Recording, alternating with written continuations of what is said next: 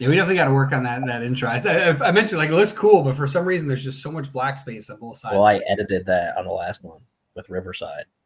With Riverside.fm now. Brought to you by Carl Jr. Why do you keep saying that? Because they pay me every time I do. So smart. Why don't you do that? That's true. I'd say it every 5 minutes. Yeah. Rondo. It's got what plants crave. We have Alin Silverwood with us as our guest on season 2, episode 8 of SeerNova Podcast. The Ocho. Yeah, the Ocho. The Ocho. It was obscure sports quarterly. Before we get into questions and all that, who are you and what do you do? Who the hell am I? Who do I think I am? I am, I mean, this is predominantly for comic fans, right? For whoever listens to it. For whoever will come and watch us. Right? I mean, most people are probably going to be like, I started people talk about breaking into the comic industry and everybody's like, oh, I want to work for Marvel or I want to work for DC. And it's like, well, I was that guy. And I was going down to San Diego when it was much smaller. It was still the biggest thing in the country, but it was much smaller than it is now. And I was going down there and I was reading Marvel comics, and there was this Mark Grunwald was doing like an editorial every month, a progressive editorial. And he was telling you like, here's how you can possibly break into comics, you know? And one of the things he was saying was like, you know, go to Comic Cons and talk to the pros. And I'm like going, okay. And I was already working for a publishing company on magazines and stuff. And I'm going, well, I've got one foot, you know, in the right direction. I was reading the Marvel comics at the time and stuff. So I'm like, you know, I'll go down to San Diego and check it out. And I went down there a couple of years in a row. And one year I went down there and, one of the guys at the Marvel table was Richard Starkings, who was working for Marvel UK as an editor and a writer on a couple of their books that I had happened to read, and I guess they weren't as well read over here. But I went up and I was talking to him about it, and he was like, "Oh, you've read this?" And I'm like, "Yeah." So we were chatting about that a little bit, and he found out I was coming down from LA, which is where I'm from. And he's like, I've always wanted to see LA. I'm really interested in LA. And I'm like, well, you should come up, I'll show you around, hang out. So he's like, I'll take you up on that. So he did. He actually did.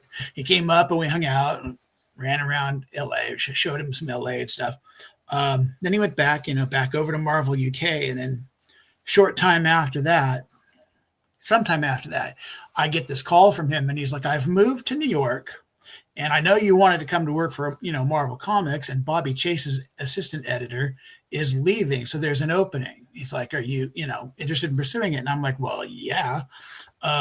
So within moments, my car was packed and I was leaving my job at the magazine I was at in LA and drove across to New York City. And I had already called and submitted my resume and had an interview with Bobby Chase before I even left LA. So I'm shooting across the country going like, I'm Marvel Comics bound, man. And it's like, and then I got to New York and I'm like, and I started thinking, it's like, oh, but if this doesn't work out, I'm in New York City where I don't really know anyone. And I've got no other prospects going on here. And, I was very young. I had just gotten married. A couple of years before that. It was actually really kind of a rocky marriage. And I was kind of like, and I just shot off, took off, like basically I was like, is this cool? Yeah, this is cool. Go, chase your dream, And I'm like, cool. All right. So I got to New York and I'm like going, oh my God, what have I done? And I go in and I do the interview and I'm going, okay, now I go home and I'm like, I wait for a day or two and I'm going, shit. Then I got the job and I'm like, okay. So I get the job. I start at Marvel Comics. This is breaking in at the top. It's not like breaking in by working your way up through indies or anything. It was like, boom, I started at the top. The assistant editor on the Incredible Hulk, Ghost Rider, G.I. Joe, which was a big book for them at the time, She-Hulk, and a couple other things. And I walked in, and I met all the guys. At that point, who these people are. So you're meeting the people that you've heard of, you've read about, you've read their stuff, them. You're meeting these people, plus people that you didn't necessarily. And then you just wind up with this. It was the nicest, coolest bunch of people I have ever fell into the pack with. I mean, it was just crazy. I was just like, these people, they're the coolest. And I loved it. And right away, I just loved everybody there. And they were just so much fun, so interesting, so brilliant. And I just felt like the luckiest guy in the world. So I worked there, but I had, a lot of personal problems going on. So I didn't really stay. I wasn't really there very long. And I should probably point out that Alin Silverwood is my pen name. It's a name I switched to. Gary Barnum is my birth name, and that's what I'm under. If you look up Marvel Comics, Gary Barnum. I did a little bit. I did some short stories when I was very young, and the name that I had been born with was my father took from his stepfather, and it never meant anything to me. So I switched to something that was, I took my middle name which was Allen, and a name from my mother's side of the family, and that's my pen name, and I've been using that name for years now. Once I started really seriously publishing my own stuff, created my own company a few years ago, put out a book of short stories, and then I started doing some comics. I've got a couple of comics out, and I've just launched a new one, which is what I'm kind of talking about. But yeah, so that was kind of my start into the comics field. Was I got in it just took a wild gamble, got in at Marvel, and got lucky, really.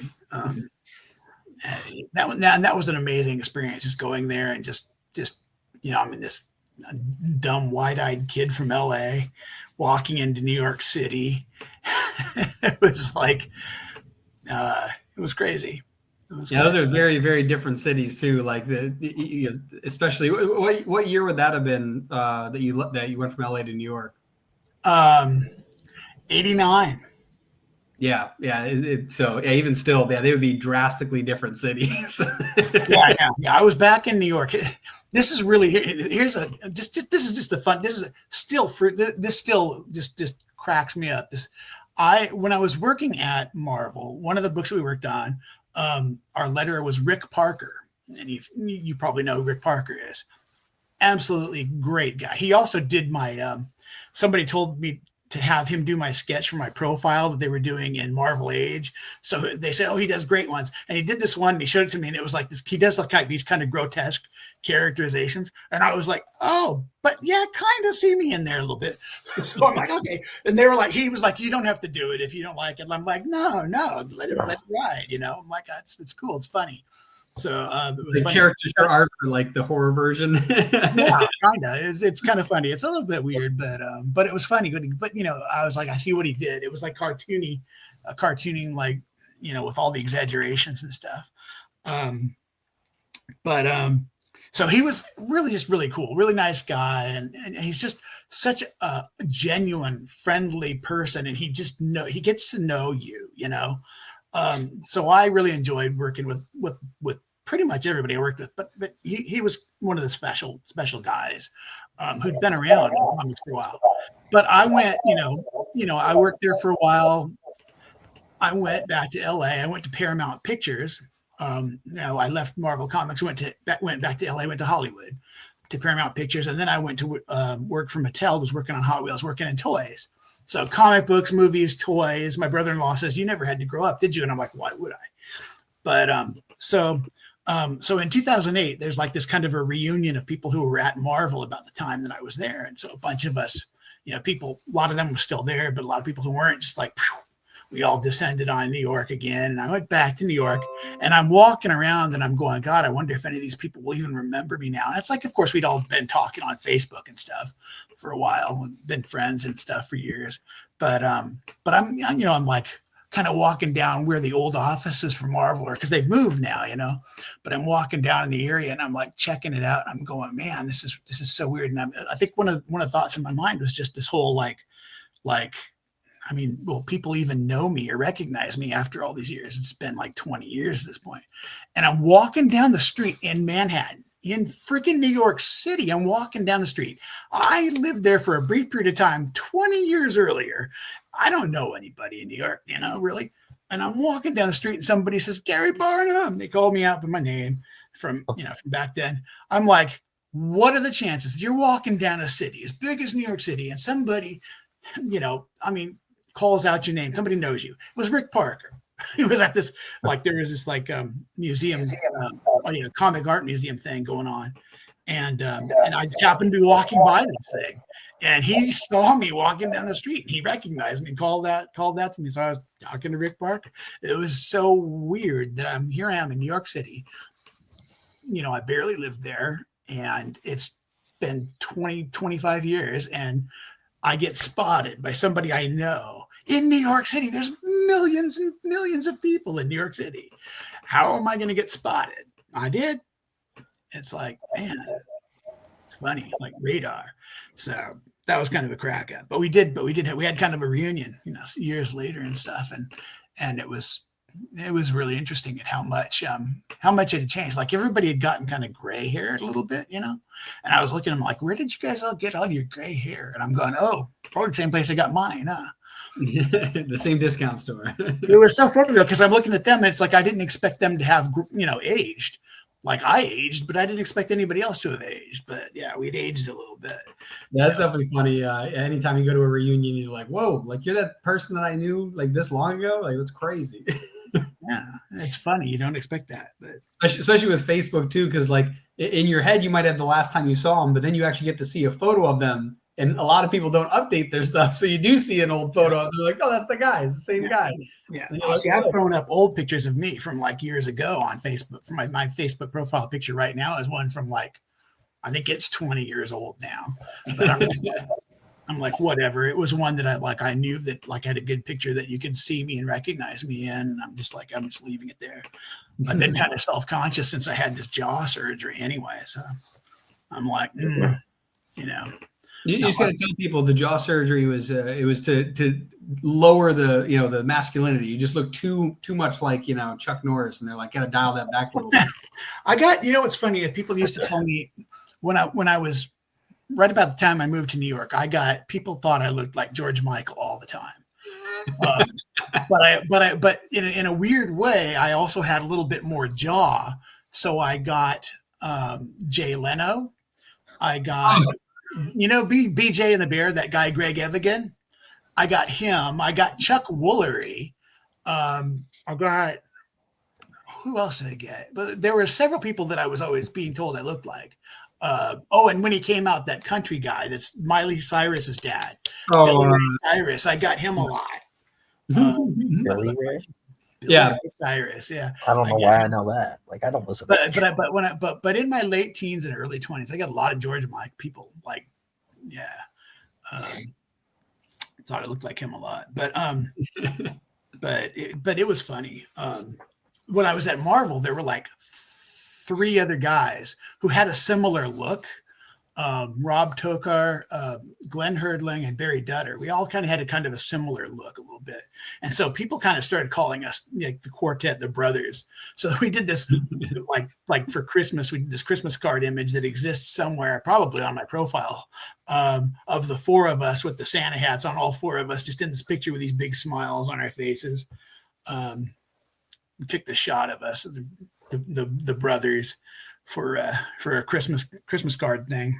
But it was funny. But that's the kind of people that I walked into. I'm like, man, New York people are the best. These people are fun. They're cool. They're edgy. They mess with you and they mean it. It's like, if they don't mess with you, then they don't like you. If they're messing with you, they like you. So like, I'm like, I got it right away. Cause I come from LA where everybody's friendly to you in your face. And then they put the knife in your back. In New York, the opposite. They like, if they don't like you, they don't bother with you. Yeah, or yeah, I was gonna say if they're not insulting you, you should be worried. Like Exactly. In LA, it's like if they're polite, it's like, oh, what are they up to? In New York, if they're polite, it's like, what are they up to? But it's a different what are they up to? You know? Yeah, it's funny because here it's like here I'm in Nashville, and it's definitely a lot stranger because I grew up in upstate New York. I've been to the city dozens of times. I've been to LA, and yeah, like all of them have different vibes. But 100% agree. Yeah, if somebody's jerking you around in New York City, you're like, oh, okay, like they like me, they're just messing with me. Totally. And yeah. In LA, they just ignore you, or they'll treat you nice because they want something from you, or they want something from somebody that Yeah, it's kind of weird. I mean, I don't want to slam everybody in LA either because LA has got plenty of good people too, but there is kind of the general business vibe in LA. And then of course, I went from working at Marvel Comics in New York and everything back to LA and went into Hollywood, which is the core of that kind of mentality. And it's like, so I worked in Hollywood for a few years, and it's like, oh.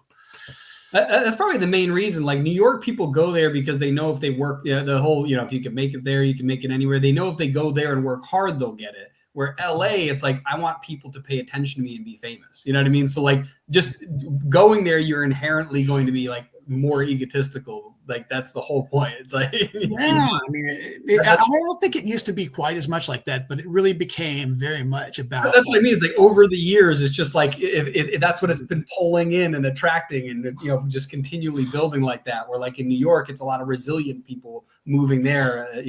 Essentially. See, in New York, people use public transportation far more than they drive their own cars, and during that time, a lot of them are reading books, or something. They're bettering themselves. In LA, they're driving in their car and they're listening to the radio bullshit, or they're, getting angry at everyone in the cars around them, or whatever. And it's like, it's just a different experience. Just daily experience is a different, it's a different atmosphere altogether, Yeah, no, that's and it is still very image driven. It's like in New York, it's like people are like, it's going to be humid in the summer and you're going to look like crap, and it doesn't matter because we all look like crap and it stinks, And in LA, it's like it's beautiful weather and everybody's beautiful and our image has to be beautiful, So yeah, like, and I'm from LA. I grew up in LA, but I never liked it. I didn't hate it. There were definitely good sides to it, but I'm like, it wasn't really.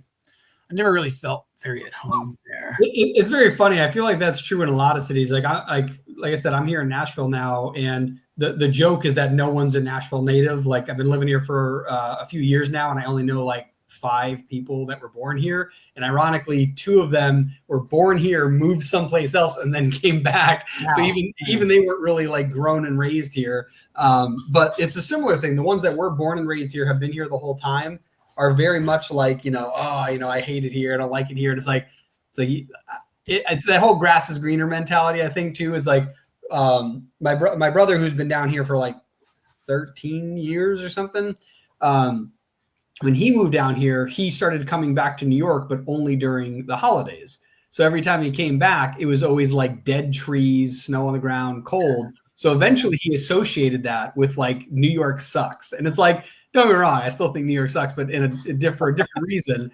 And it's like, but it is a weird thing where I started coming back for comic conventions. So because of that, I get to see it all year long throughout the year. And I get to see when it's bright and green and when it's cold. But I like the snow too, so that doesn't really bother me.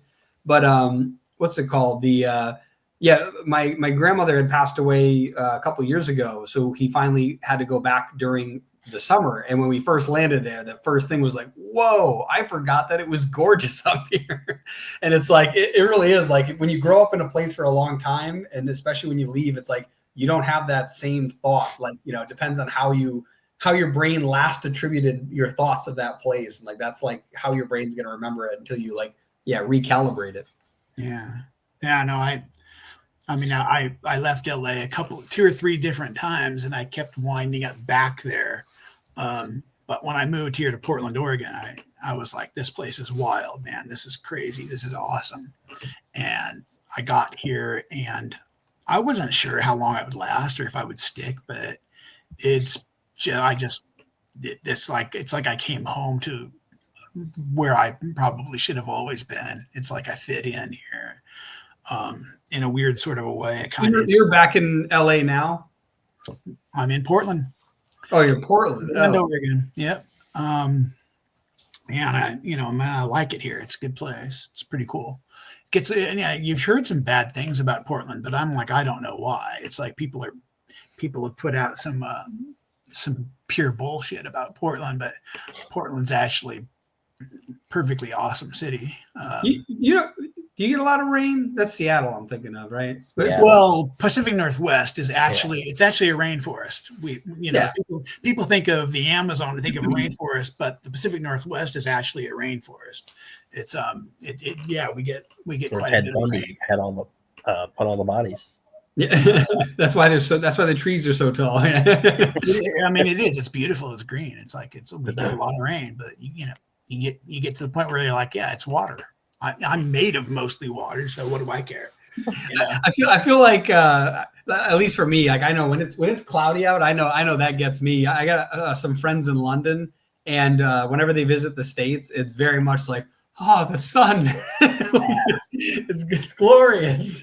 So, my cousin moved to Dublin, and I was in Ireland several times for long periods of time. So spent some time over there in Ireland, and it's funny. I would get there, and it would be like sunny, and they're like, it's not like this normally, and I'm like, yeah, sure, that's what you tell people, right?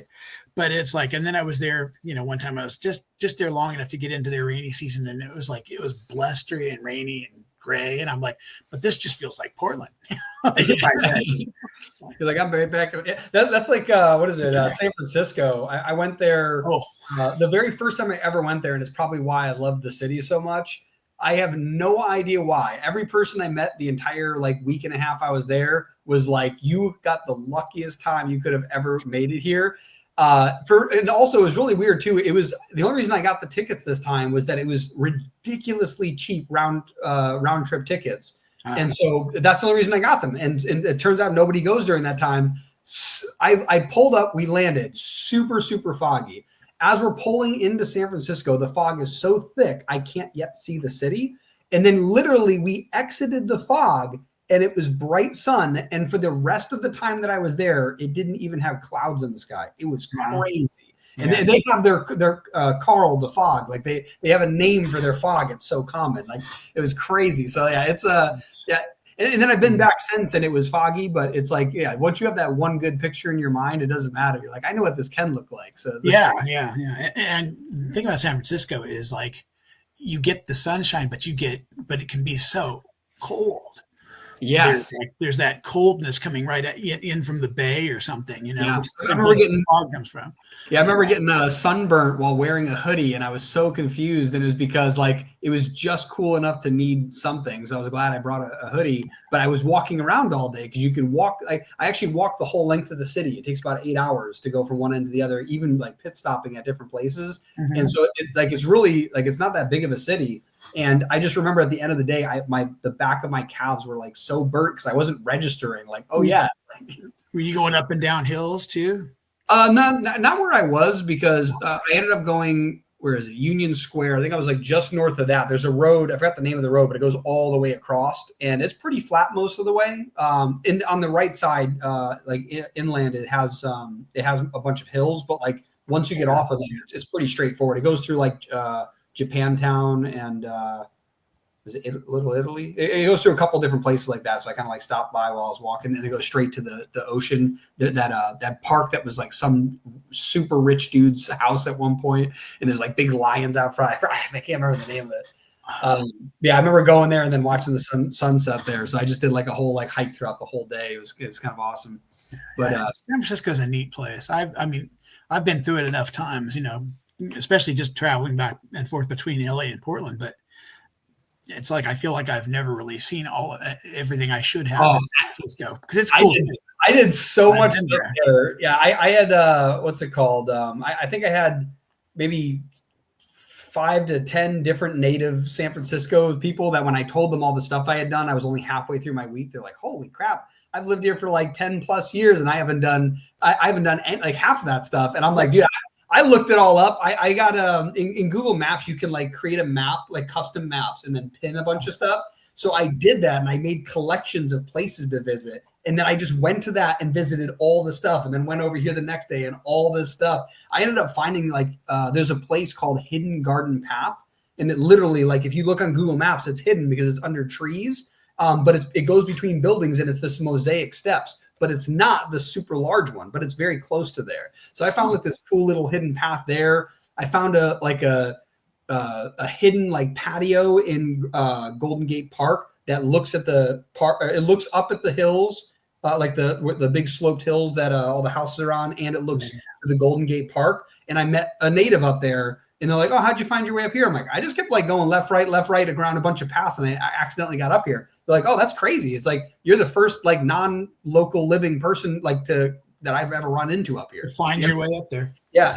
So I explored the crap out of that city. That's probably why I liked it so much. This is what happens with places that you're from that are cool. It's like you wind up taking them for granted. Then people come to town and they're like, they find stuff that you're like, oh yeah, I've never even bothered to go see that, you know? And it's like, it's right here. It's like when I went to New York, I'm like, I went out, like, for one of the first things I did is like, I'm going to see the Statue of Liberty. And there's like people that I'm like, you know, meeting and knowing and who live there and stuff. And they're like, you know, I've never gone out and done that. I'm like, what? You know, it's crazy. I was going to say, I actually kind of lucked out because I had a friend who wanted to come visit here. I just moved here. I had visited. So my brother moved here, like I said, like something like 12, 13 years ago. I moved here like 6 years ago now. And from like, what year is it? Like 5 years ago. No, what year is this?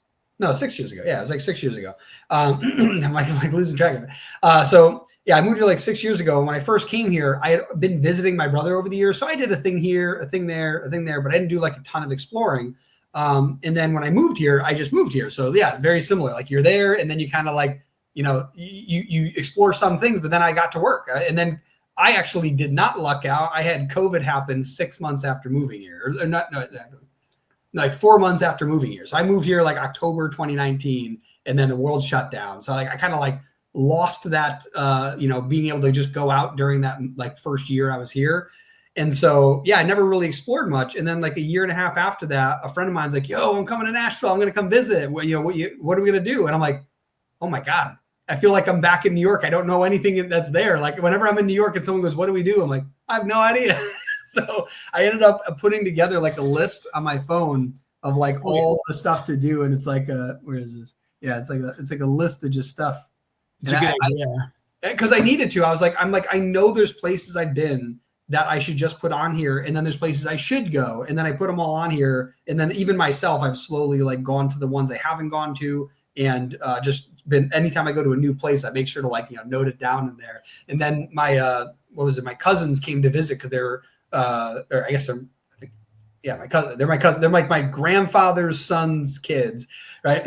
And, all right. No, grandfather's brother's kids. There we go. I was like, I'm my grandfather's son's kids. Yeah, I think it's like second cousin or first cousin once removed. I never remember the how that works, but so they're at retirement age is the point, and they're deciding what city to move to. They knew that we lived here. This is one of the cities they're thinking about, so they came down here and they're like, you know, hey, do you know any cool stuff? I'm like, yes, I got the list. So I'm so glad my friend visited. So now I always have this like go-to list whenever somebody comes. But yeah, it's super nice because it's a good host mentality, you know, when somebody comes to be able to dish that out. I had to make one for myself because I was going back to visit family in LA. So I had to make one for Los Angeles, like where I'm from. I'm like, what do I want on here when I go down to LA? You know, it's like, which things do I need to remember to, you know, like whatever I'm going to do when I'm down there or whatever. So I had to make one from, you know, my hometown. Just myself. I got to eventually do that because that was a big thing when I got married here in Nashville. And when I brought my wife home for the first time when we were still dating, she's like, what do you do here? And I'm like, I have no idea. I'm like, I existed here and then I left. I was like, and it was like, it doesn't even cross my mind. Like, oh, we actually have a pretty decent sized mall with tons of stuff to do in it. Like just, I'm like, I I lived 5 minutes from it, and I'm like, I don't remember anything. I went to a comedy club, I think, the last time I was here. That was the last thing I remember. I was like, Jesus. I would think. I mean, we always think of Nashville. I'm like, I think of like, it's like they have like the Grand Ole Opry thing or whatever that is. Oh yeah, but they got like tons of stuff. Like they got the music stuff, but they also have like tons of visual. They got like big wall paintings, like wall art, like in various parts of the city. They've got East Nashville, which has tons of restaurants. They've got downtown. They've got what's it called? South Nashville. That's where I live, and it's like an entire strip. They actually just built another mall, which is crazy, right at the end of the street that my studios are on. And so yeah, it was like super interesting, like coming here and really like starting to explore, especially when my friend decided to visit. But it's there's like so much more to do here than even just the music. So it's great. I mean, I'm not really a big country music guy. I've been through Memphis, but I've never been through Nashville. Now, for me, the blues, I would be like, oh, that's cool. I would have loved to spend a little more time in Memphis, but I never got it. And the other crazy thing, too, is so Nashville is also one of the fastest growing cities. So my grandfather in 1950 something, I think, came to Nashville, and there wasn't a single skyscraper in the city at that point. And now there's like 30. So like we flew him down here. What was it? July last year, I think. And so, yeah, he hasn't been here in like 50, 60 years. And so he came here. We ended up going on like, how's the boat? The General Jackson. It's a paddle boat, which is awesome. It's huge. They have stage performances and stuff. Dining. It was super fun. But yeah, we did tons of stuff. We went to the Grand Ole Opry. We went to the Ryman. Walked up and down Broadway so you can see that. Like, yeah, there's like so much stuff and to do. But yeah, it was definitely, if you've never been to Nashville, it's probably much bigger than you picture it in your head. And in like the next 5 years, pretty big, but in the next 5 years, they want to double the skyline, and they're about to buy there's a plot of land across the Cumberland River that has it was like an old junkyard and some you're talking about Kentucky, right? Kentucky? No. It's in Nashville. Like it's just that was a gag. It's an old junkyard. Oh, it's Kentucky. I would just say, yeah, it is very close too. Yeah. So I'm just kidding. I'm kidding, Kentucky. But he's like, no, he's not. Come at me. Come at me, bro. Yeah, so there's like this plot of land that is just not used, and they plan on building like a whole second city over there, essentially. And on that same side, they're building a new Nissan stadium for the Titans. They built the Oracle complex, the global headquarters for Oracle, the software company, is here, and they're bringing a couple other like huge companies here. So it's pretty crazy. Like it is significantly larger than most people think it is. Major city. Oh yeah, it's getting up there, and I think the only thing that's kind of holding it back would be like Memphis, for example. They're like the transportation hub right in the center of the country. That's where like FedEx and like UPS hubs are, because like right. Because like if you look at a map, like Nashville or Tennessee isn't in the center of the country, but it's in the center of like if you took population density of the whole country, 80% of people live east of the Mississippi, which is crazy because LA is huge, but like there's nobody else. It's like LA, San Francisco, and then it's just like a couple of Seattle. Yeah, those aren't even close. Like it's not even close to the eastern seaboard. No, yeah, the whole eastern seaboard is just, especially the northeast. It's like So if you look at where like Nashville and Memphis are, if you looked at like a population density map, we're probably right near the center of that. Right, we're like the closest you can be to everybody in the sense that we're right near the center, but not in the middle of nowhere. So. Yeah, I think that if they're looking at building, what is it, that fast, the rail train or whatever they're called, like they want to, or speed rail between us and Memphis, and then there's already one that goes like Chicago, Memphis, Atlanta, or somewhere south, and so yeah, if they connect us to that, like Nashville is going to get even bigger, like it's crazy. So crazy. Yeah, and I think a lot of entertainment people are moving here too, because you have Atlanta, like Georgia, like 4 hours south, and that's why they do all like the Georgia Peach, like the recordings. They do a lot of stuff there. Yeah, and it's just Ted Turner, started Turner Television, Turner Network Television or whatever. And he's all out of Georgia and stuff. That just like cable TV just blew Georgia up for the entertainment. And Georgia does like tax cuts for stuff in entertainment, and then Tennessee has no state income tax. So now a bunch of entertainment companies are going to come here because they're 5 seconds from the major recording hubs and they're in a state that has no income tax. So it's like super beneficial, like a great place to, kick up. Yeah, no, it's definitely, and there's still some room there. Oh yeah, there's plenty of room. There's still a lot of area to grow. It's like that little stretch of the country that, like when westward expansion happened, everybody kind of shot by it. They got to St. Louis, they got up there and clustered around that, and then they just went racing across the plains to the West Coast, and a lot of stuff in between is still empty. Yeah, it's pretty nuts when you look at like I said, a population density map. It's just like super dense, and then it just kind of fades into like nothing over here. Yeah, very cool. Yeah, you got a couple of cities somewhere between. You got Texas down here, and then you've got then you're over here in maybe Denver, and then you get Las Vegas, and then you got the West Coast. It's like boom. That's kind of it. Yeah, that's pretty cool. But speaking of which, you said you were in LA, you went to New York, you went back to Hollywood. When you ended up in what was the other place you said? Mattel, was that also in LA? Yeah, well, yeah. I started working there on staff, at the toy company, which is funny because when I was a kid, we used to drive by the old original Mattel location, and as a kid, I was like, "Ooh, I want to work there when I grow up someday." And then, like, they had moved to a different location by the time I started working there, but it was like I wound up working at Mattel as an adult. I worked for 20 years on Hot Wheels stuff. Up until last year, I was working on Hot Wheels for 20 years. That's awesome. Were you doing design work for them? What was the thing you were working on?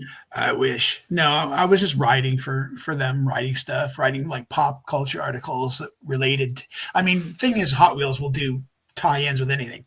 Star Wars, Marvel Comics, DC Comics, anything. So I was like I covered, like they did like a life-size version of this Darth Vader kind of car they created. So I covered, the building of that. I got to go do that. I got to talk to the guys that did the designs for all the Hot Wheels. They did a whole line of all the Star Wars starships and stuff. So I got to talk to those guys about that. And I actually got to interview some people, like a couple of race car people and stuff and things like that. And then cover different things happening in different parts of industries and stuff. So I covered a lot of stuff. But it was all kind of like, where's the relationship to Hot Wheels, but it was easy to take Hot Wheels and go, okay, we can get this, that, and the other. And I did a lot of stuff, and I managed an online community for them. I just did a lot of stuff for a long time. That's cool. So when you did the writing, was it like blog articles? Were you writing for publications? Were you doing like press releases? Like what was primarily website stuff. I did articles. I did, some advertising emails and ads and things like that. I also created a very meticulous database of some of their high-end Hot Wheels cars. We were doing this special collectors, adult collector editions of Hot Wheels, and like incredible, crazy amounts of high quality detail. And I was doing a database. It's like, how do I put all this stuff in there? Where it came from, what event it came out of, whatever.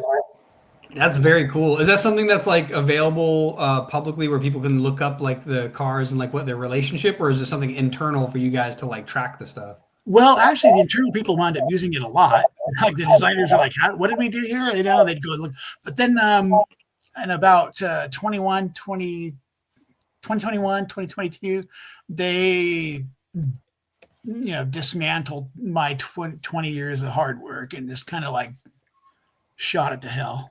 It's like, I don't know if you can find any of that stuff. I think you can still find some of my articles on there, but I don't even know if they have my byline anymore.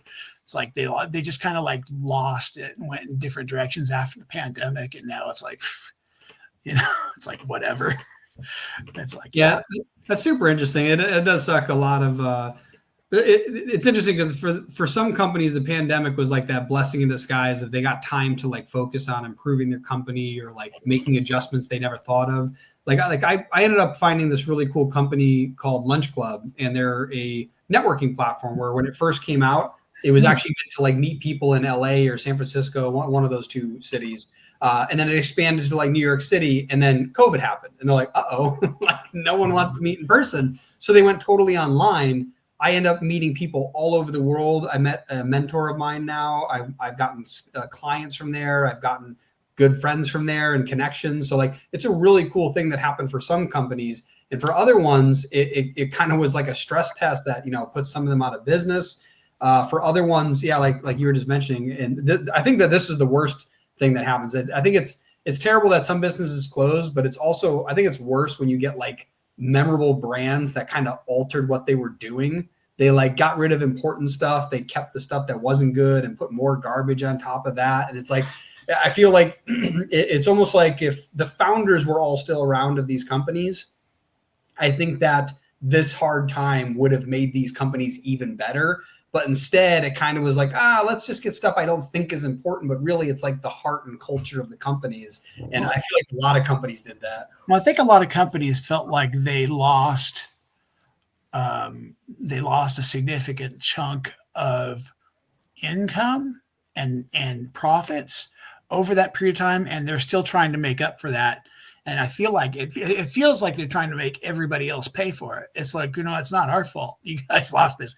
There was a pandemic. We all lost stuff. Not only that, like Mattel of all things, like that's a toy company. If any company could have thrived, it would have been the thing that could distract kids who are locked in their house. Well, and the thing that I specifically worked on, my special thing was e-commerce. So we were still shipping stuff out.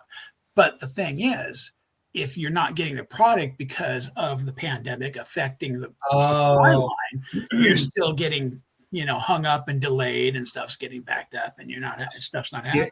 If I was Mattel, I would have bought cars, decked them out like crazy Hot Wheel cars, and delivered that stuff myself. That would have been a cool route to go. Because think about this, like I don't know if you saw some of the pictures that came out of COVID, but like there's like shots of New York City or the San Francisco Bridge, like empty, like a shot you will never get again forever, like a once in a lifetime chance. Because at one point they were empty, but now we have cameras everywhere and there's too many people. Like you're never going to get that shot again. Oh, I know, right? Well, and there was all the amazing things that came out scientifically, like things are recovering. The planet, things that we thought were dying or dead are coming back. Animals are coming back. The environment was getting better and stuff, and it's like because people aren't on the road every day when they the LA smog that lifted. Yeah, it was it's like well, gee, look what happens when you take 1 million cars off the road every day, and it's like well, why? Maybe we take this as a learning moment and think, gee, can we maybe move forward? Because a lot of our jobs, it was like it turns out, gee, you could do it remotely, and we could take a lot more cars off the road every day, and maybe actually improve the environment and the atmosphere and the ecosystem and whatever. And it's like so we went that direction. Now we're going against it. So it's like, gee whiz, I guess we learned nothing. Well, it is interesting because like there's some companies where it doesn't make any sense to have people in an office, but there also are money. But there's also lots of reasons that some companies do it. Like one of the biggest reasons is that if you don't have a what's it called, a unified culture in your company, that's a big thing. Like I've worked at companies where because of one bad person in that company, I know that some of the greatest people in the company that were holding it together all left. And the thing is that if they were all stuck at home and they had to deal with this guy on their own and they couldn't get rid of him, like it would have been even worse. Like there'd be people dropping left and right. Like that was a big thing too, is like productivity. Some people, like I know me personally, like after I left, I used to work in engineering. So I was a mechanical electrical engineer. And when I worked in the space, I was very productive when I was in the office, but I always thought like, I don't want to be in an office. I want to work on my own time. And the second I left that job, I was so lazy. And I was so mad at myself for like. You're the exception, though. According to studies, you're the exception to the rule because most people they find are actually more productive working from home. We had a really good corporate culture as far as being online. I worked from home from 2007 to 2024. So that's like what? I don't know how many years. And during that whole time, we did a lot of online meetings and online groups. And like I was cranking and cranking and cranking for years. It never slowed down. And that was working great. It was when they started to dismantle that stuff. See, I've actually learned the opposite, and I just confirmed it too. The studies, according to Forbes in 2023, is the full-time at home 18% less productive. Now, don't get me wrong. There's people that are way more productive at home, right? But I know for like, what's it called? Peter Drucker. He's a big business coach, I guess coach. I don't know what else to call him, but he widely known, has tons of books in the business space. And one of the things that he talks about is that everybody learns differently. Like I learn kinesthetically, meaning if I do it, I will learn it really well. So like I picked up martial arts and dance extremely well, but if I had to study for a test when I was going to school, I was awful at that. Right. But then there's other people that if they tried to do it in person and like they never heard about it before would be awful. But if they read about it first, they could actually apply it. Right. So there's this whole thing where I think there's just collections of people. So I bet in certain industries, you probably would see those results. So maybe like in the entertainment, and I don't know if that would be the case, but let's say the entertainment industry, it's possible that in the entertainment industry, working from home increased productivity, right? Because maybe they have more stuff they enjoy around them or something. Like, you know how like Pixar kind of has really cool offices with like giant statuettes or statues of like Buzz Lightyear and all that. I bet that stuff kind of inspires creativity. So being in that office might help, but if you're in a creative space and don't have that, working from home might be better. So yeah, it's super interesting. Like, but I think the bigger part is if companies could see the productivity change, and then for whatever reason, they're still like, let's come back to the office. And it's like, well, maybe your company did work better, like what's it called, working from home, like WordPress. That's 27% of the internet is built on WordPress. The company Automatic, which is the company that built WordPress, doesn't have an office. They have people all over the world. They don't have a single office anywhere, and they're super productive with what they do. So I definitely think it's probably industry specific. I bet it's like, job specific. Like I bet some jobs you kind of need to be in the office, some jobs you don't. Like for example, when I worked in engineering, I can't imagine not being able to talk to the people building the stuff. Like I would design something. Well, I mean, there is definitely some hybrid stuff, but I do know what I was referring to. There was a Stanford study that they did that was like in 2021 or something, and they were like, remote workers are it's 47% more productive than office workers. It was like insanely more productive. It was a massive showing that like working from home increases productivity. I mean, I don't know, it's like you said, for a person, like maybe for some people, it's definitely better to have that. It kind of depends on you though. I think, for me, I have certain kind of, I'm what you would call, what do they call us? There's a term, and of course I like to forget it, but I'm a little bit on the spectrum. So for me, like being in an office was always a challenge, because of the just too much, social input and stuff. And it's like, you took some of that away and I could just sit there and do my job.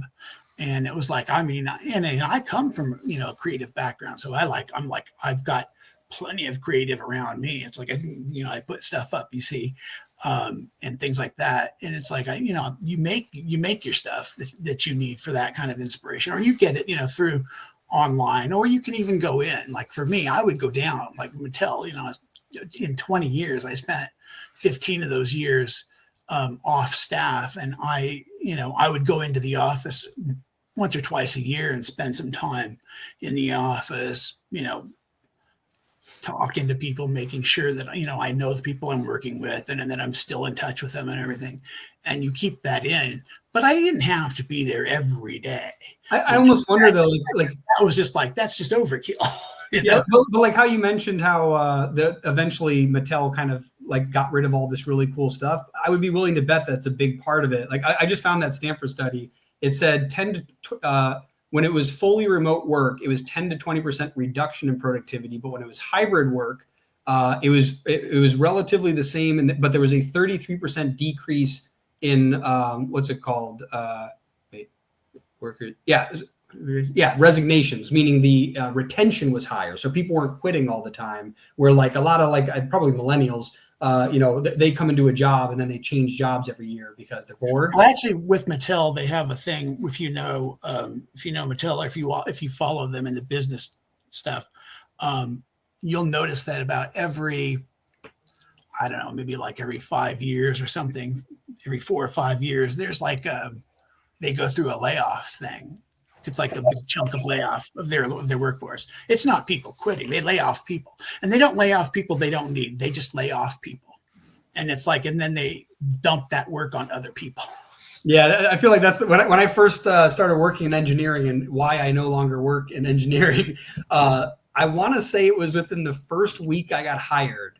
There was like a town hall meeting where we all met, and there was an announcement. I didn't really understand what was going on, but I kind of got the gist. And then I got back to my desk, and we had those like cubicles that our backs all face each other. So if you turn around, we can all talk. And the guy that was in my area just turned around and he goes, I think they just got rid of both of my jobs.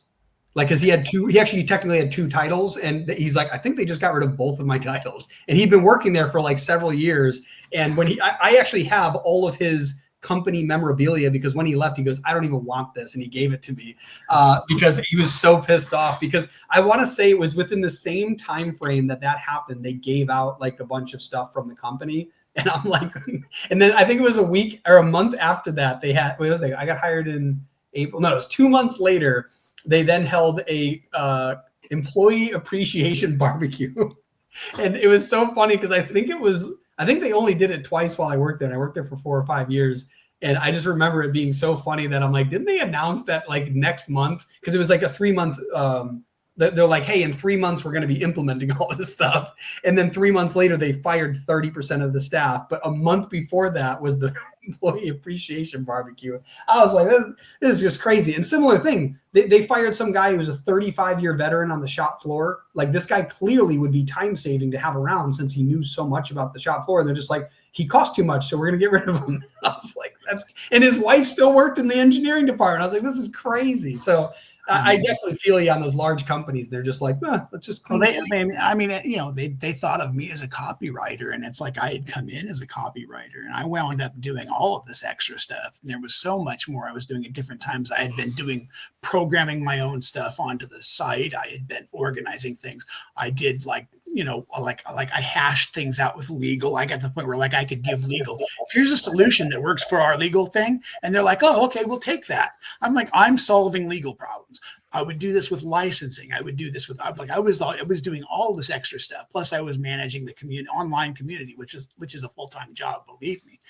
So I'm doing all of this stuff. And then they told me, like, well, your position's being eliminated. And I'm like, which position? It's like, who's going to do all this stuff? And I think probably what happened is that like, this is my guess, is that they maybe thought that like some of what I was doing copy wise, they could just throw into AI. And I'm like, yeah, you could take the notes from marketing about a product and throw it into AI and get kind of a templatized, because it was kind of templatized. But that was just like one corner of everything that I did, as far as like, kind of guiding and steering some of the voice and the stuff on the site. It's like all of that stuff. It's like, well, good luck. I totally feel that's so funny. When I worked in engineering, that was a similar thing. Like I started learning about all the other departments. In fact, I went to school for mechanical engineering, was working as a design engineer. I ended up ultimately, the last role I held was a controls engineer. And it was funny because like I didn't go to school for electrical engineering. I just learned so much from our control specialist that they ended up saying, I think you can figure it out. And so they put me into the role with no official training, which was nuts. But yeah, that was like a big deal where like, I learned about what the sales department was doing, what the aftermarket was doing. Like I learned all these things. Like I knew the heads of the departments and I knew the people I had to go to get stuff done. Like, sometimes you have to do that. It's like, sometimes that is the only way to get your own job done at the best level that you can do it. I'm like, I have to write these. I have to write this stuff. I have to do all this. I have to know this stuff. It's like, as a reporter, essentially, you basically have to go and find this stuff out and know this stuff and learn this stuff. And it's like, and like, I really had to know the legal stuff. It's like, what can we say and what can't we say, especially when it came to licensors. It's like, we're doing stuff. We're writing about Star Wars stuff, Lucasfilm, Disney. I mean, those people have very, very specific and particular standards about what they want and don't want said. And you have to know this stuff, or you screw up and it's like, man, that's $1 billion licensing contract out the door from Mattel. So it's like, you had to know this stuff. So it's like, I mean, I had to become an expert at a lot of stuff. Yeah, that's crazy. Yeah, that is definitely something that I feel like a lot of larger companies lose touch in. Like what the roles are. I think, by the way, it's funny because that's what I mean too about the working, at least the hybrid one, where you come into the office at least a few times a week or a month, because it's like eventually you could be doing so much stuff that the company doesn't even know is holding it together. And then they just remove you and not realizing you're a linchpin, and then a bunch of stuff collapses behind you. And it's like, I think that's on them. It's like, you know what? It's like they had no reason for not knowing. It's like, you need to know. It's like people in the management levels need to know. Yeah, I feel like that's also true. Yeah, it's when companies get very bureaucratic. Like that was definitely the big thing with mine. It was like, how do these people not know this thing? Like how am I the one that knows this thing? Yeah. I mean, it's still kind of crazy that they don't think bigger picture. I mean, I don't understand not thinking bigger picture, but nobody thinks bigger picture. Everybody's really focused on, very, very, very myopic. And it's just like, that's corporate America today. I think it tends to be very myopic, but no, I definitely agree. I guess that's a pretty long and decent segue into like what. So how did you go from that like super corporate to small press? Like what was like this little? Well, here's the funny thing. It's like I started my job at Mattel in 2003, and I was on staff. And then they decided they were going to not eliminate a position, but outsource it in 2007. And so I was like, they kind of like, well, you're going to lose your benefits, but you can keep your job. So I'm like, okay. So I wound up becoming my own company. And I'm like, well, now I'm not really staff, but I'm doing the same job, doing all the same things, including sometimes more than I was doing when I was still in the building. So I was doing this for a period of time. And I'm like, I started taking on some other things. I did a little bit of work here and there, Crayola. I'm taking on,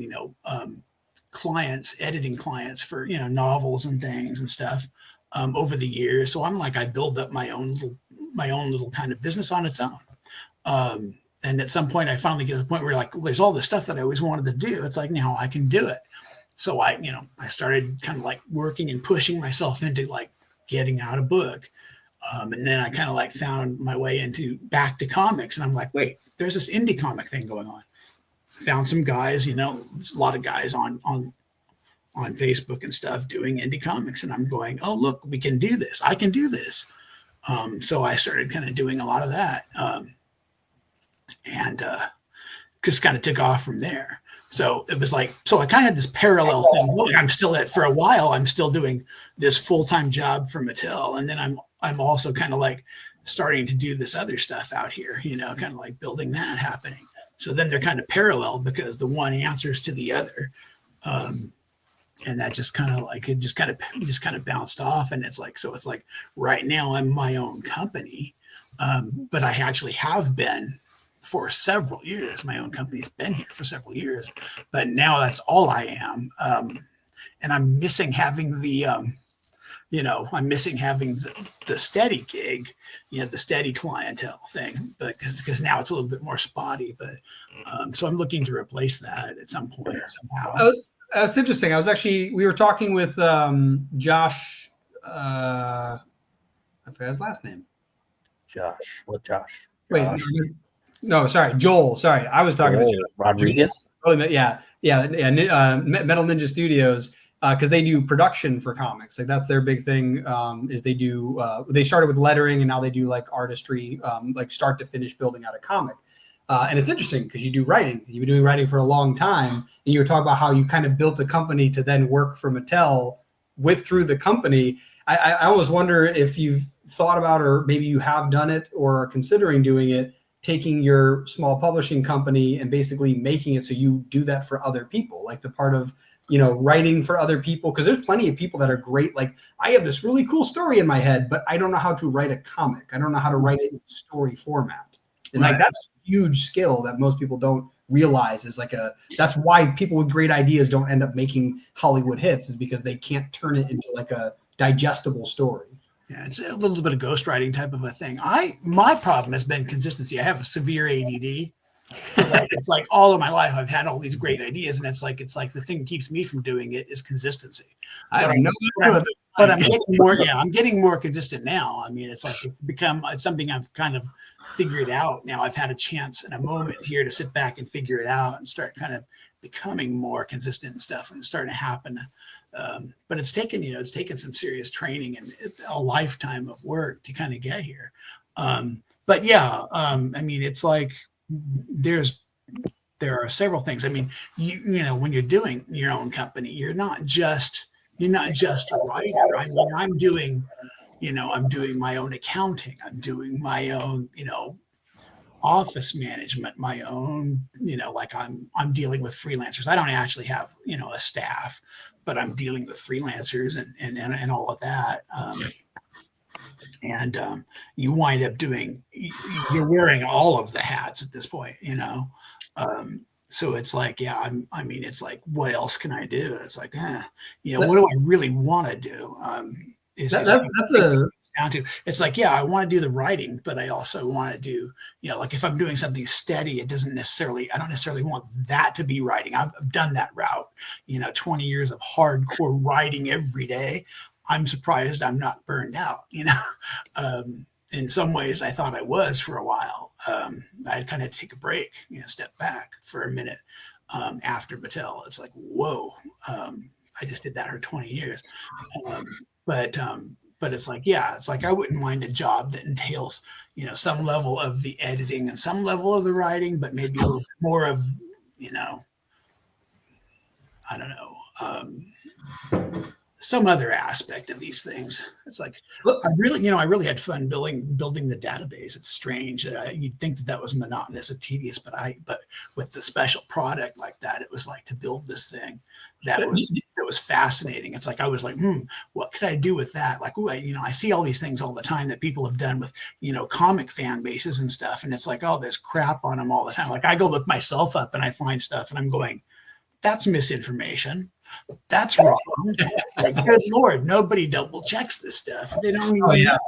And I'm going, how much stuff is out there that's actually just wrong and misinformation? It's like, I have no idea. It's like, it's funny because like so many people trust Wikipedia, but like they forget anyone who was in school when Wikipedia came out, we were all told you cannot use Wikipedia as a reference because it's not good reference. Like because what'll happen is they'll put a reference in there, but they always talk about their thoughts on the reference, and so it inherently becomes like opinion pieces in Wikipedia, and so they get distorted. Like there's stuff I've seen on there that it's completely false. And I'm like, what's this out here? when all this stuff kind of started, I was still kind of young,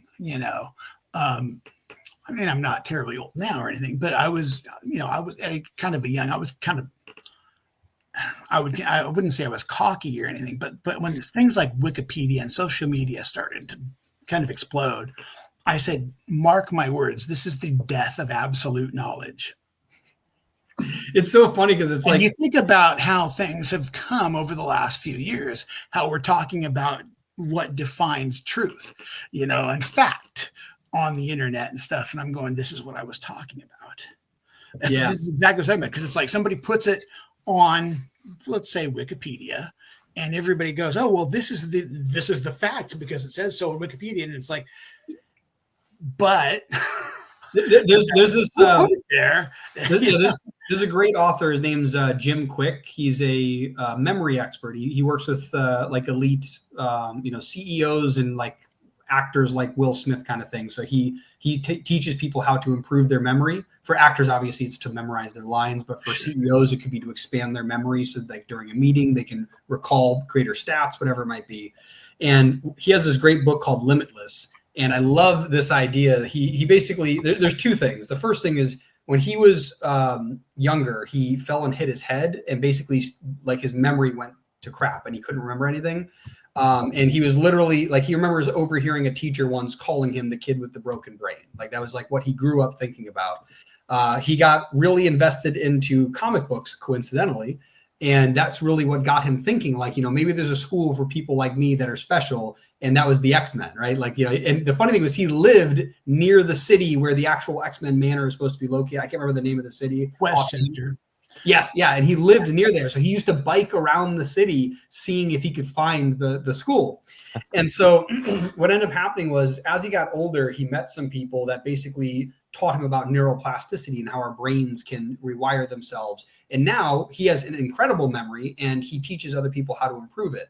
And in this book, Limitless, he talks about the 4 digital Ds that are the enemies of the villains of the mind. And what they are is digital deluge, right? So a downpouring of rain, a deluge, just so much information that we don't know what to do with it. Then there's digital distraction, like the pings and dings of our phone grabbing our attention. So we're outsourcing our attention to the digital, right? We have digital dementia, right? We can't, like when I was a kid and to this day, I still remember my friends and my grandparents' phone numbers off the top of my head. If you ask a kid now to remember a phone number, they can't remember it because they tell their phones to remember it for them.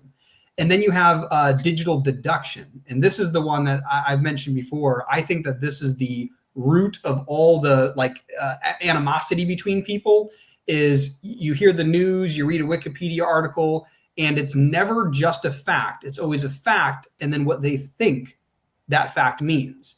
And so what happens is the digital deduction is the outsourcing of the deduction of facts. So just like you said, like people just throw stuff up on there and they just believe that that's everything that they need to know. Like my dad the other day sent me this cool photo and it was like these chairs in a forest that trees had grown through. And they said it was from Poland during the World War II. And the Germans came and they left a wedding and these trees were left, or these chairs were left there. And over the years, trees grew through them. And I'm like, that seems oddly suspicious because the trees don't look bent and the chairs aren't broken. So ironically, like the ChatGPTs of the world, I think are a way to almost mediate that. I was able to go, here's a picture, find out the real story to this. This is what I heard. Is that true? And it said, we found the myth and that's not true. Here's the fact. Here's a link. And then I was able to find the original story. So it's like, it is interesting that the technology allows us to get all of the information, but it doesn't, we still have to manually do the deduction. And everyone wants to outsource it because it's convenient. It doesn't cost us energy to do it. We'll let the computer think for me. We'll let social media and a pundit think for us. So it's AI. Yeah.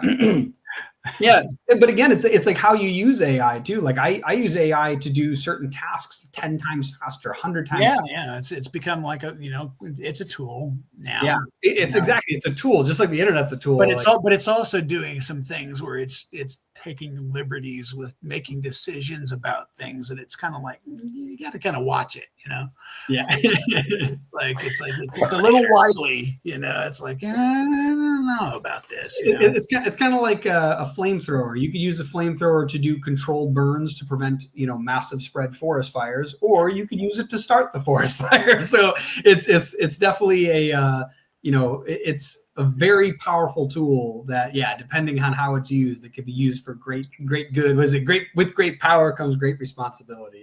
You could also just throw a gender reveal party and start a fire. So. Oh, yeah. Jim Salicrup at Marvel, he used to say, he was the editor on Spider-Man for years. He used to say that like the line was, with great power comes great responsibility. He said, actually, that doesn't necessarily ring true. A lot of people have great power and they're not responsible at all. What the line should have been is, with great power must come great responsibility. Yeah, that's like that's a good way to think about it, really. It's like sometimes there's not a lot of responsibility attached to great power, and it's like, well, It's like Marcus Aurelius. One of the cool things about his story is that he was just picked from basically the crowd, as you know. I think he was like an orphan or something, and he was pulled in and trained by philosophers, and then he ended up becoming the last great emperor of Rome. And one of the sayings, I think it was like Seneca, or one of the philosophers, was, there should never be a king, but if there is to be a king, may he be a philosopher king. And it's like, it's a very similar concept. It's this idea that if one is to have great power, may he also be responsible.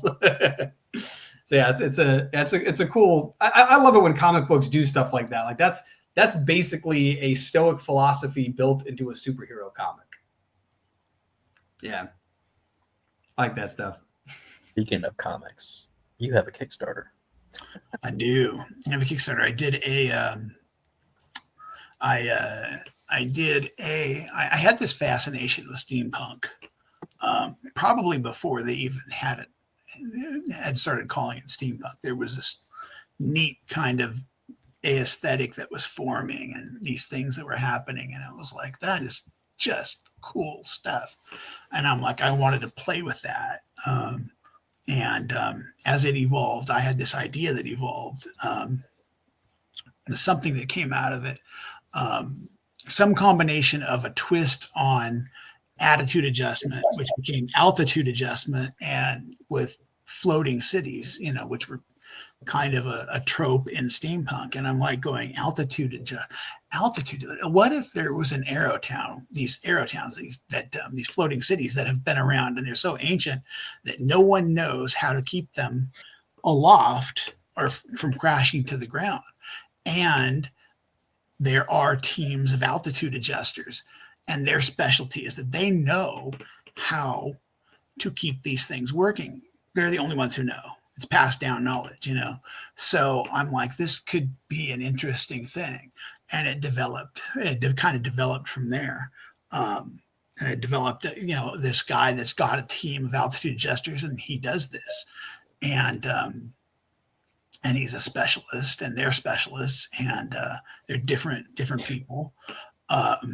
And the people that come from the surface look like, then you see Marbury there as the orange guy with the extra thumbs. And I like that. That extra thumb is a cool design. It's like our thumbs are one of the things that gives us a lot of like the ability to use tools. So it's cool. I developed him for a game of Gamma World when I was a teenager, and he just kind of stayed in my head. And then when I came up to this, I'm like, oh, I want some non-human, some humanoid creatures that come from the surface of the world. It's like in the Arrow Towns, it's all like humans, it's all like you and me, but on the surface of this world, they're these kind of mutants, mutated people. And so like Marbury's one of them, but then there's this sort of derogatory relationship with them. But yeah, so these guys just all kind of like coalesced into this storyline. And our artwork's phenomenal, by the way. That's Ryan Best. Ryan Best is a stellar artist, and he's just done a great job of what I wanted this book to look like. He's done a great job of nailing it.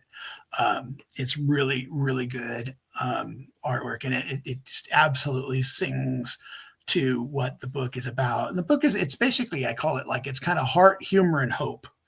The storyline.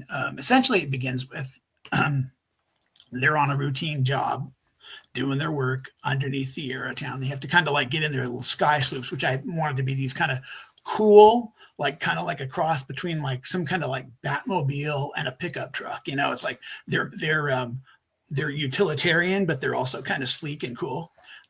So they use these sky sloops, and they can hover underneath these arrow towns, these massive arrow towns. They're huge, and they can get underneath them and do their work from these things. And now I lost my train of thought. Anyway, but I was just saying that's the other thing too. That's cool. I love the idea, like a lost art, a lost form, like a blacksmith, and how like even simple stuff like the way we make katanas. Like sharper than we can make them with machinery, and it's done by hand. And it's like a crazy idea that there's these skills like the building of pyramids and things like that, like all these things that we once knew how to make, and then we either forget entirely or we don't learn them for thousands of years later, like what was it, Rome, they had the underwater cement, and we only learned about it like in the last 50 years how to do it, and like we completely forgot, which is crazy. So it's like I love that idea of like how much further in the future, like eventually, like there's only a select few number of people that know how to build computer chips. You just get a couple of them to go away at once, and suddenly it's like that's a lost knowledge that you have the information, but even with all that, there's precision that sometimes you need the people that can do that. So that's a very cool idea. I love that concept. Yeah, I mean, it's lost knowledge that's been passed down for centuries, and only altitude adjustment teams know this stuff, know how to do this stuff, and they're sabotaged. It's like they're doing a routine job and they get sabotaged, and it's like, well, what, it almost gets one of them killed and it gets one of them injured. One of the team loses an arm, so you wind up with the mechanical arm, and he's kind of the guy who like thinks of that as an upgrade from being human. So it's like, yeah, and he's also the guy that built the automaton, which you see on the cover, Tom, the automaton, which is that's Loris, who winds up with the arm, and then below him is Tom, the automaton. But what happens is that you find things about the team. You start to notice that, like, for example, Tom is only supposed to do like certain things, but you find that, like they talk about, he's become sort of dedicated to Loris, his creator. It's like almost protective of him. And he's doing, he's kind of like doing some things that would indicate that he's, a little bit more than just an automaton. But Loris is this tech guy, and it's like he's developing tech at levels that like other people are just like, what is this guy doing? Serena, his sister, she develops weaponry, and she's developed this weapon that's like, it's a step above. And Sky Guy, he's Aaron Sky, he's the leader of the team. He's a pilot. He's also got a phobia of heights. So here's this guy who's, his daily heroic is that he goes out there as a pilot flying in the sky, but he's terrified of falling in high places. But he becomes better and better at piloting and stuff. So it's like each of them seems to be improving at what they do, and it's like, well, where is that coming from? So it's who's sabotaging them? Why are they improving? What is happening? They get their license suspended, and then they get sent on a mission down to the surface of the planet, which is where the second issue will pick up. But the storyline will unfold in ways that peel back layers that reveal things about like why the world is the way it is, why people are the way they are, and what's happening, what's actually happening, what's really happening here, and of course, you've got pirates that are going to get involved, and they kind of, muck up the works, and it plays into what happens and what happens to each of them, as well as, the surface people. They're called, surface dwellers, or derogatorily, they're called ground monsters, which is like the negative thing that town, Eurotown people refer to them as ground monsters. Sometimes it's very derogatory. But they have a part to play in all of this too. And so there's an unraveling mystery that's kind of opens up the whole world, and it's a fascinating journey, and it's a fascinating world that you will find little things about. Like there's a big, I just kind of give away the big thing in the second issue, but after that, it's like starts to be like more and more about like, well, wait a minute, how did this happen? How did they get there? And it's like you start to find out, and it's like it's an interesting journey, and it's not what you expect exactly. So that's very cool. I love that. I can tell you're like super passionate about it, just like Oh, it kind of became like a really special project. I'm like, there's a little magic to this one. And I'm like, I just have to get people to find it. It's like, honestly, if you play there's an animation for the Yeah, it was. If you play that, the guy who did that for me, he just did an amazing job of putting together the animation for that. With the we put together the music and the animation. You guys hear the audio? Yeah. Well, I can't hear it, but Oh, you can't hear it? One second. I can't hear the music. Yeah. Let me do the. Where is it? Stop sharing. Present. I think I have to do like tab to get it right. Chrome tab or window. How do I get the sound to share tab? Oh, I think I know why. One second. I think I got to open it in the same browser.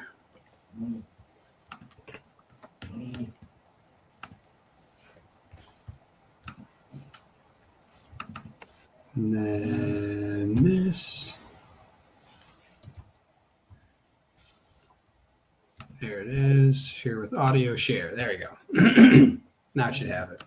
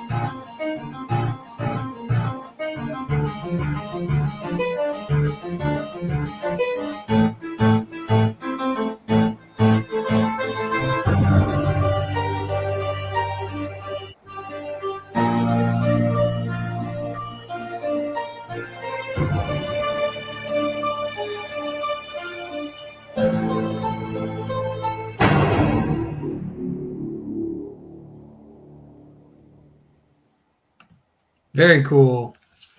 Yeah, I like what he did with it for me. I was like, oh, he made the stuff move around. So that's really nice. That's awesome. And honestly, yeah, is this a 30-day campaign? Just a little over 30 actually. I had like a couple extra days in there from where I started it, but yeah, it's so like it's only like really in the beginning, and you're already past the halfway point. So it's definitely doing good. Fingers crossed. I'm like you know how it is. It's like if you've done a Kickstarter, you're going to be biting your nails all the way to the end, But I'm like, yeah, gosh, just need to get it out there to more people. And I do. One of the things I do struggle with is, like I was saying earlier, it's like, being consistent. It's like getting my communication going on a daily basis. Like there's only so much social media I can do every day before my brain starts to melt. And I'm just like going, oh, I've got to get on there and, do some more, share some more of the stuff. And it's like, what do I do without giving things away? And what do I not, it's like I get all wrapped up in my own head, and then I don't want to do anything. And it's like, one thing I tell creators to worry about, like sharing too much, is that, did you ever notice that the Marvel movies, they basically spoiled the film before you ever watched them? I mean, for me, it was all spoiled before I watched them anyway. You know what's going to happen, but I mean, like the idea that the second they played the trailer, if you knew anything about Marvel, you knew what the story was going to be, right? Sure, yeah. But here's the thing: it's the reason they did that is because all the people who don't know about Marvel, that were just excited to see these films, by the time they showed up to see the films, they still didn't realize what they saw was a spoiler. So one thing I tell independent artists is that if no one knows your story yet, you literally cannot share enough of your story to make it so that someone's going to remember the spoiler. Like it's never going to happen, because there might be like one person that like, oh, you said that thing, but like that's it. Like you get a couple hundred backers and only one of them is like, oh, I realized that was a spoiler. Like that's nothing. But like the reason why I say that too is one of the things that we did that really pivoted, I think the quality of our comics was and I bring them up a lot on our podcast. Our initial comics, we started doing origin stories. And after meeting with Ed Jowett, we realized, well, nobody knows where this is going. So why would they care about this beginning part, right? Superman was not like, Superman had like I didn't realize this till later, a 3-second intro. It's like 3 panels and then he's Superman, right? Like you learn he's an alien for like half a second, which I forgot. I actually didn't remember those were in there. I just remember he just jumped right in. But Batman, he was Batman. He was just a detective that dressed like a bat. There weren't any like backstories to these characters. Yeah, all that came later. You can always tell that later.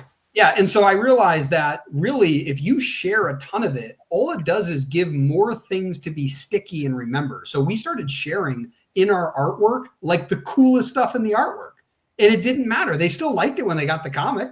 So I think that like some people are a little afraid to like share the really cool stuff, and it's like, but that's the reason they'll probably buy it. So I wouldn't be too worried about like spoiling stuff, because without all the context in your head, whatever you think is a spoiler probably isn't to somebody who's never read the story. So I definitely would. And the other thing too is you could schedule post out, which I highly recommend. You could schedule on every platform now. Oh, yeah, absolutely. Yeah, I would just take a weekend, just put a bunch of stuff on there and get it all like going out for the rest of the time. And then emails are super effective if you've got an email list. If you don't, I'd be grabbing those emails. I try to get people to sign up for my email list, and it's like people just don't want that, Well, by the way, one of the best ways to get people to sign up for an email list is this is in any industry. You give what's called a lead magnet, right, to capture their and like a free comic, a free chapter of a comic, a free anything as like, hey, do you want this in exchange? And because of that, you join the community. And you'd be surprised, even though people might complain about email lists, that retention rate is actually pretty high. I keep meaning to put something together like that. I mean, I know that's a good thing, and people have told me that. And I'm like, I keep meaning to just do that, and I haven't done that. It's like, oh, I've got to just go, like, what can I give them and say, hey, here, you can have this if you just sign up for my mailing list. You can even do giveaways. Like one thing I told Greg, we haven't even announced this yet, but I'll still share it anyways because I think it's awesome. We have 2 Kickstarters. We have one coming up now and one that'll be like closer to the halfway point of the year. And that second one, or not halfway, a third, I don't know. The second one, the beginning of the story has like boxers and fighters, right? And I found this guy who creates action figures using parts of old wrestling toys and assembling them together and then painting or putting clay on them. Yeah, customized action figures, yeah. Yeah, and I'm like, that's super cool. So the thing is, like, it costs like $60 to get one made. So I don't think someone's gonna like buy that in a Kickstarter tier. But what I could do is I could have 1 or 2 of these made and then do a giveaway. Like, hey, come sign up for our newsletter, follow our Kickstarter before it launches, and then we'll give this away. So like that's like an idea I have for what we want to do for that. She's broken, but actually one of the characters from my superhero book, Spies Among Us, is I don't know if you can see her very well. Yeah, we just made that bigger. Very cool. It's like her wing is it's supposed to be that's Wild Swan. She's one of the main characters from my superhero book, and I had a guy do that for me, and he shipped it to me, and it like the wing broke off in shipping, and I'm like, but yeah, in Sky Guy, I actually found a guy that does little, like 5 articulation point action figure things, and I'm like, well, I'll put it in there because it's only like $30 a piece. And I'm like, for $30 for a little action figure, and like that's pretty cool actually. I have to get that contact from you. I put that in there. I'm like, yeah, that's great. I'll offer that. So there is an action figure in Sky Guy. That's very cool. But yeah, I do love. I mean, gosh, the idea of doing action figures of all of my characters is like that's for a lot of us. I think that's kind of like the. It's like the Holy Grail. It's like if you can get, an action figure of your characters, that's like one of the neatest things. It's like to have that 3D thing of something you created in your hand. I feel like it's that, and then people that willfully and without your knowledge cosplay as your characters. Yeah. I feel like that would be That's the the one other thing that I can't wait to have. Yeah. I feel like that's like an indie creator's milestone it's like, oh man, Absolutely. you like it so much. You spent time creating an outfit of one of my characters. Like, oh, like, yeah, that's the dream, is to show up to a convention and have somebody walk up dressed as one of your characters one time. Like I'm like, oh, that'll blow my mind when that Yeah. happens. If and when that ever happens, that will blow my mind. I'll let you know that email lists is probably one of the best ways to make something like that happen, because the one thing that an email list does is it gives a direct portal between you and people who said, I like your stuff. And if you get like 100 people, 1,000 people, 10,000 people on an email list, even if it's just one person on there who's your absolute true fan that wants to buy everything you ever release ever, you get that one person to cosplay one time and somebody else sees it. That is first off, aside from it being emotionally amazing, that's one of the greatest pieces of marketing material you're going to have, because people are like, absolutely. what the hell is this? People are cosplaying this, and I've never even heard of it. What is this? Like, I love when I know something like that, and I'm like, you don't know what that is? Like, this thing's so cool. Like, that's like, it's such a, yeah, I definitely like the idea of, but like, again, yeah, that email list is so personal. Like, other than that, they have like those SMS marketing that's a little more complicated, but the email list is that first entryway where it's just like, you're in our community now. You're one of us. You get the inside scoop when I'm about to release something that nobody else knows about yet. So I definitely love doing that. Yeah. Yeah. My mailing list is so small. I have not done a very good job of, like, I'm just kind of like, I'm going, I don't even know, like, it's like people joined it, and I'm like going, the other thing is, it's like, because I did, I did it. I'm doing an epic fantasy novel series. I'm doing this kind of like, I'm doing these kind of like Twilight Zone horror stories. I'm doing a superhero comic. I'm doing a steampunk comic. And I've thrown all these things out there at shows and stuff. And I'm going, people have signed up for my thing. And it's like, well, they've bought my book and they've bought my comics. And I'm like going, which thing are they interested in all of it? Like, I would be. I like a lot of different things, but I'm like, I don't know. And it's like, if I'm sending out an email to my list and it's predominantly focused on a comic, is it just wasted on or annoying? You can do novels. I'm like, I don't even know. Did I do this right?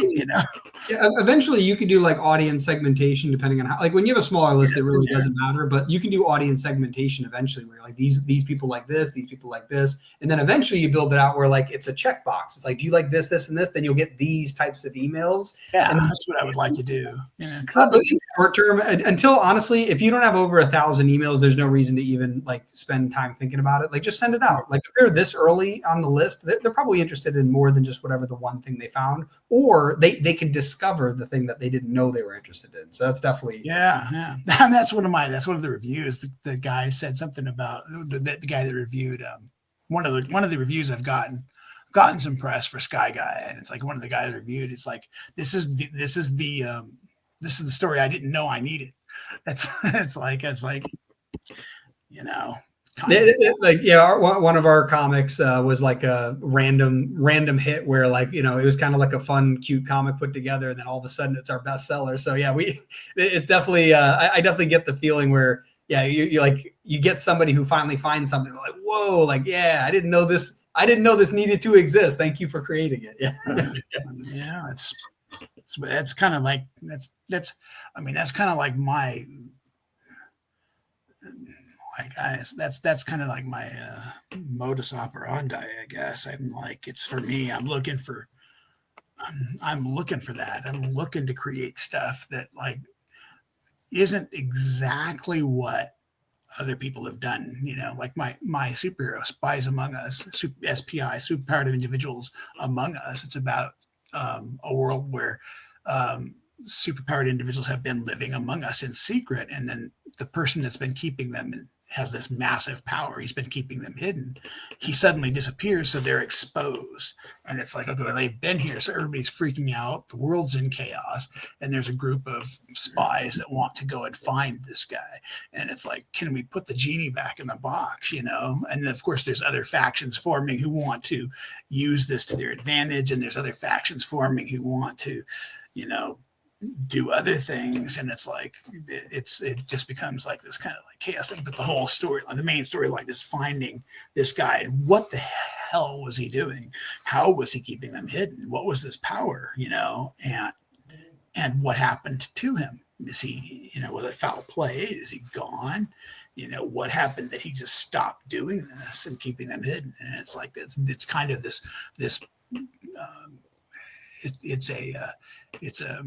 I call it an epic superhero mystery, but it's like a quest at the same time. And it's like, it's like all of these guys are going to come together. So that one is still going along too. That one's been fun. I love a lot of what's it called? A lot of people think that like superhero comics are overdone, but honestly, I love the superhero comics that you have to say it's like superhero this, because it's not really just like one of our comics is like superhero crime. And like you said, yours is superhero mystery. Like I love that, that idea of like, it's a little more than just, the powers. It's the other part of the story that's more interesting. Yeah, I'm just trying to find a place that like it's just a little bit in between. People have hit all around this, but they haven't hit this, And I'm like going, this is something that's really interesting. And it's like, let me play with that, And I'm like, oh, and I've got this whole thing. I mean, I start that book out in the first, it's like on the first couple of pages of the first issue of Spies Among Us, you've got a good, quote unquote good guy. He was saving a quote unquote bad guy from mob justice of non-superpowered individuals. He's literally saving him out of there. And the guy's like, normally you'd be kicking my ass. And the guy's like, don't remind me, I could drop you back down there. It's like, that's how the whole story starts. It's like, it's a hero saving a villain from the mob. Yeah. That's very cool. From the crowds, from the plebes, and I'm going, that tells you what's going on. The world is so backwards that heroes are having to save villains from, the people. Like, that's how crazy it is. It's like, what is going on here? But, awesome. Well, this has been a pretty long podcast. It's been awesome. We've talked about so much stuff, but I do want it so that as we close this out, we want people to look for you. You obviously got the Kickstarter. Honestly, if you just look up Kickstarter and Sky Guy, I think this comes up pretty quick. But other than your Kickstarter, if people are to find you and want to talk to you and want to chat with you, what's the place you want them to go? Like where's like the one place where if everyone congregated here, you'd be like, that's cool. Really, I mean, I'm on Facebook as Alin Silverwood, and I have a page for Pop Skull Press on there, and you can like the page. I tend to do more of my stuff through Alin Silverwood. I'm trying to share it more through the page too. Trying to manage a lot of different places. I've got a website for stuff. Sky Guy has his own website, but I haven't. It needs an update. My Alin Silverwood page needs an update. My Pop Skull page. Basically, I lost my webmaster, so it's like I've got to do a lot of website updating. And it's like, okay, that's just me backing up and finding the time to do. Taking a couple of weeks off to go and do that stuff. But Facebook is really still, for now, the hub of finding me. Cool. So everyone go over to Facebook, look up Alin Silverwood, get connected, pick his brain, poke him. Apparently they still have the poke on Facebook. Do they really? Yeah. I haven't seen that in years. Yeah, that was awesome. Greg, you want to close us out? This was episode 8 of SeerNova Podcast. And